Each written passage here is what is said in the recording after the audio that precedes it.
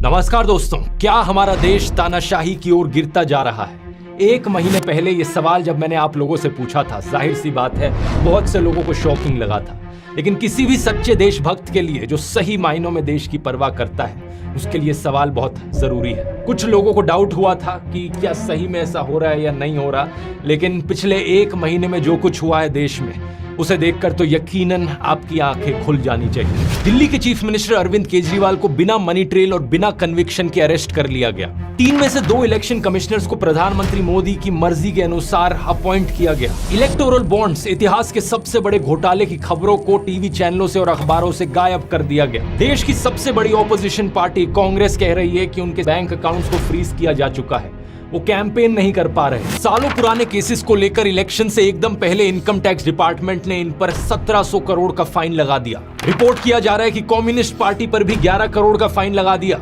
देश भर से खबरें आ रही हैं कि कैसे ऑपोजिशन के कैंडिडेट्स डिक्लेयर होते ही उन पर ईडी और आईटी के नोटिस आ जा रहे हैं। और कांग्रेस का तो ये तक कहना है कि उन्हें अखबारों में पेड एडवर्टाइजमेंट्स छापने तक नहीं दिया जा रहा। इसको छपवाने के लिए हमने नीचे अपना नाम भी दिया, सारा ब्यौरा दिया कि चंदा दो धंधा लो चल रहा था।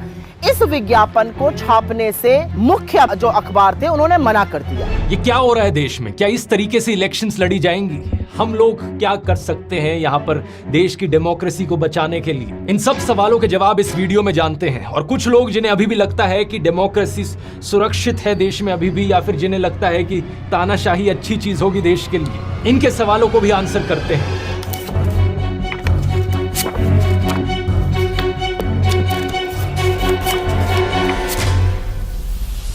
वीडियो शुरू करने से पहले आप में से कई लोगों ने रिक्वेस्ट करी थी, इसलिए जो होली डिस्काउंट है ध्रुव राठी एकेडमी पर, उसे 4 दिन और एक्सटेंड किया जा रहा है। अब आप 4 अप्रैल तक इस कूपन कोड को इस्तेमाल कर सकते हैं होली 50 फ्लैट 50% ऑफ पाने के लिए, मेरे टाइम मैनेजमेंट कोर्स और मेरे चैट जीपीटी कोर्स दोनों पर। इन QR कोड्स को आप स्कैन कर सकते हैं जिस भी कोर्स में आप इंटरेस्टेड है, नहीं तो लिंक इनका नीचे डिस्क्रिप्शन में भी मिल जाएगा।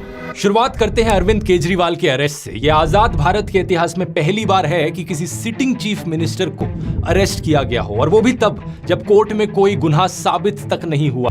इससे पहले दिल्ली के एजुकेशन मिनिस्टर मनीष सिसोदिया को अरेस्ट किया था, दिल्ली के हेल्थ मिनिस्टर सत्येंद्र जैन को अरेस्ट किया था, आम आदमी पार्टी के MP संजय सिंह को अरेस्ट किया था, और ये सब लोग आज भी जेल में बंद हैं। मनीष सिसोदिया को 1 साल से ऊपर होने को हो रहा है और सत्येंद्र जैन को तो 2 साल होने को हो रहे हैं जेल में बंद रहे। सबसे हैरानी की बात यह है कि इनमें से किसी का भी गुनाह कोर्ट में साबित नहीं हुआ है। ईडी का आरोप है कि आम आदमी पार्टी के लीडर्स को 100 करोड़ रुपए की रिश्वत दी गई in exchange of undue benefits Delhi की एक्साइज पॉलिसी के तहत। लेकिन पार्टी की पॉलिटिशियन आतिशी कहती है कि 2 साल से ईडी और CBI इस केस को इन्वेस्टिगेट किए जा रहे हैं, 500 से ज्यादा रेड कर चुके हैं, 1000 से ज्यादा विटनेसेस ला चुके हैं, लेकिन अभी तक एक भी सबूत इन्हें नहीं मिला इस चीज का जो साबित कर पाए कि आम आदमी पार्टी या इनके मिनिस्टर्स ने कुछ गलत किया हो। मनीष सिसोदिया के लॉयर ने यही चीज बताने की कोशिश करी थी दिल्ली हाई कोर्ट को कि यहाँ पर कोई मनी ट्रेल नहीं है। इनफैक्ट इस पॉलिसी से देश की जनता को फायदा हुआ क्योंकि सरकार का रेवेन्यू बढ़ गया था इस पॉलिसी की वजह से, जिसको बाद में इस्तेमाल किया जा सकता स्कूल और अस्पताल बनाने के लिए। तो सवाल ये उठता है कि अगर कोई सबूत ही नहीं है तो कोर्ट इन्हें बेल क्यों नहीं दे रहा? इसके पीछे कारण है PMLA,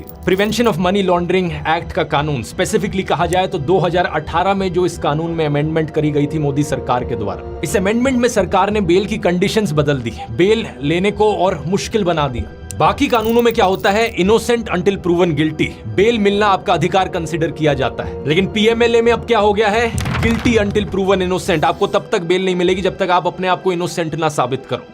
इसी 2018 की अमेंडमेंट में ईडी को और ताकत भी दे दी गई थी। इन चीजों को अरविंद केजरीवाल ने खुद भी एक्सप्लेन किया था अपनी अरेस्ट से पहले। ईडी के केसेस में जमानत क्यों नहीं मिल रही लोगों को? अब ये पूरा कानून इन्होंने ईडी में पलट दिया। अब इसमें हो गया you are guilty till proved innocent. इस कानून में इन्होंने ये लिखा है कि आपके ऊपर आरोप लगेगा, आपके ऊपर FIR होगी, झूठा सच्चा जो मर्जी आरोप लगा दें, आपको गिरफ्तार कर लिया जाएगा और आपको बेल तब तक नहीं मिलेगी जब तक आपका मुकदमा पूरा नहीं हो जाता और आप इनोसेंट प्रूव नहीं हो जाते। लेकिन बात सिर्फ इतनी सिंपल नहीं है दोस्तों। अरविंद केजरीवाल के इस अरेस्ट के पीछे एक इलेक्टोरल बॉन्ड घोटाले का भी कनेक्शन है। कोर्ट में जो हियरिंग हुई उसके अनुसार अरविंद केजरीवाल को 4 लोगों की स्टेटमेंट्स के बल पर अरेस्ट किया ईडी ने। उनमें से एक इंसान है शरद चंद्र रेड्डी, जो कि ऑरबिंदो फार्मा कंपनी के हेड हैं। 9 नवंबर 2022 की बात है कि ईडी ने रेड्डी को बुलाया था पूछताछ के लिए इस एलिजिड लिकर स्कैम के केस में। उन्होंने जो स्टेटमेंट दी उस दिन वो केजरीवाल के फेवर में थी, लेकिन अगले ही दिन 10 नवंबर 2022 को ईडी इन्हें अरेस्ट कर लेती है। इनके अरेस्ट होने के सिर्फ 5 दिन बाद इनकी कंपनी ऑरबिंदो फार्मा ने 5 करोड़ रुपए का चंदा डोनेट किया बीजेपी को इलेक्टोरल बॉन्ड्स के जरिए। ये चीज हम जानते हैं इलेक्टोरल बॉन्ड डेटा को देखकर। आप क्रोनोलॉजी समझ लीजिए। ये करीब 6 महीने तक जेल में रहते हैं। अरविंद केजरीवाल ने कोर्ट में कहा कि इन्होंने 9 अलग अलग स्टेटमेंट्स दी इस 6 महीने के पीरियड में, जो कि सारी स्टेटमेंट्स केजरीवाल के फेवर में थी। उसकी अरेस्ट हुई, उसके बाद उसके 9 स्टेटमेंट्स हो गए। मैं 9 स्टेटमेंट्स वो मेरे खिलाफ नहीं बोलता। उसके बाद 6 महीने उसको अरेस्ट करने के बाद 25 अप्रैल को वो टूट जाता है। लेकिन 25 अप्रैल 2023 को 6 महीने जेल में रहने के बाद अगली स्टेटमेंट जो देते हैं वो केजरीवाल के खिलाफ होती है। अगले ही महीने मई 2023 को ईडी इन्हें बेल दे देती है।